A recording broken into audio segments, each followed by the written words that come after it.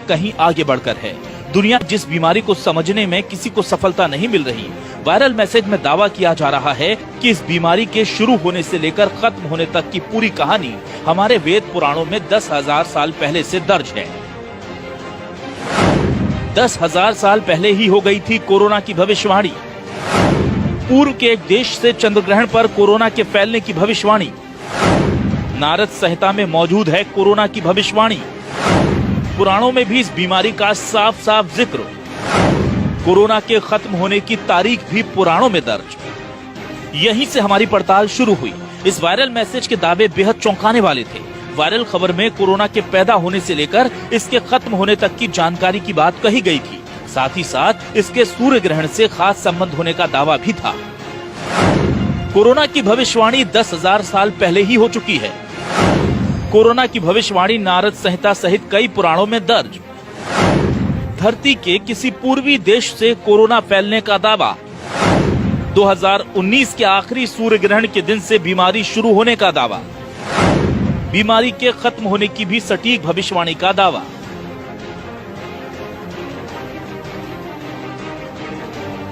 हमने जब viral message को गौर से देखा तो इसमें साफ साफ लिखा है कि नारद संहिता में इस बीमारी की भविष्यवाणी दर्ज है।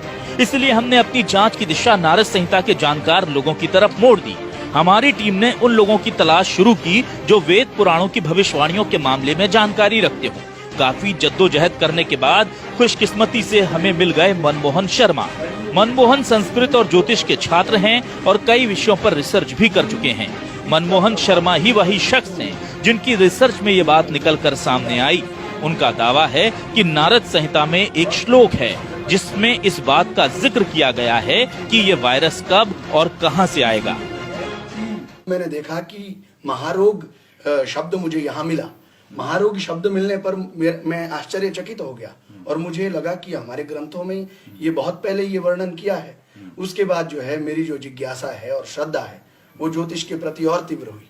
फिर अध्ययन करते करते मैंने अनेक ग्रंथों को जब देखा और समझा, फिर उसी वर्ष के जो वर्षपति थे वो शनि थे, तो उसमें भी जो है बृहत संहिता में वर्णन मिलता है, शनिश्चरे भूमि पतहु सकृद रोगैहि परिपीड़िताः जनाः। अर्थात अगर वर्ष के राजा शनि हो जाए तो लोग जो है रोगों से पीड़ित होते हैं। तो महारोग फैलेगा ये वर्णन तो पहले ही उपलब्ध है।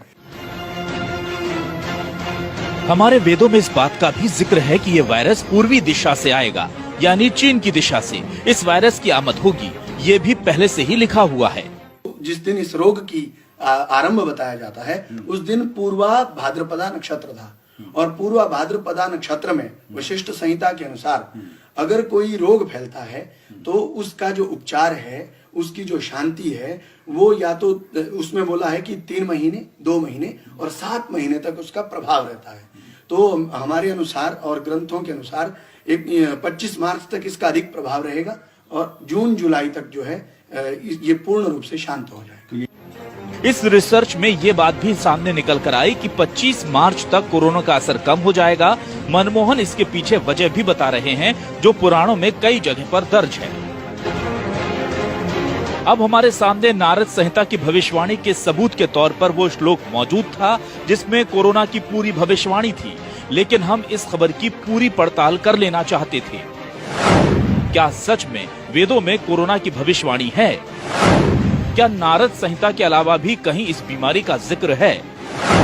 क्या 26 मार्च के बाद कोरोना के खत्म होने का कोई दूसरा प्रमाण भी मौजूद है?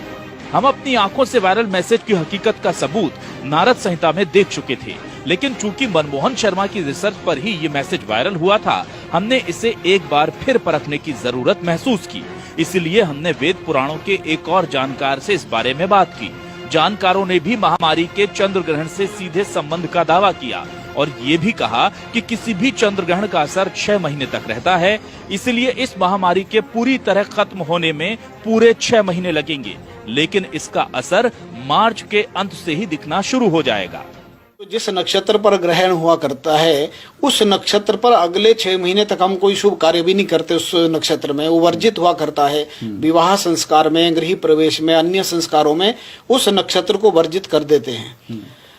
किंतु उसमें दो कारण है, या तो 6 महीने तक वो आगे तक उसका फल रहेगा, उसका प्रभाव उस नक्षत्र पर रहेगा, या संवत्सर बदलने पर उसका प्रभाव कम हुआ करता है। तो मेरे ख्याल से संभवतः ये एक संभावना की जा सकती है कि 24 मार्च को संवत्सर बदलेगा, 25 तारीख से नया संवत शुरू होगा, तो ये प्रभाव जो है खत्म हो जाएगा। हैरानी वाली बात यह कि इस बार भी हमें लगभग वही बातें बताई गईं जो इससे पहले बताई गई थी। मतलब कोरोना ही नहीं बल्कि भविष्य की हर बड़ी घटना की भविष्यवाणी एकदम साफ साफ पुराणों में दर्ज होने की बात कही गई। लेकिन फिर भी हमने इस वायरल दावे की पड़ताल के लिए एक एलोपैथिक डॉक्टर से बात की।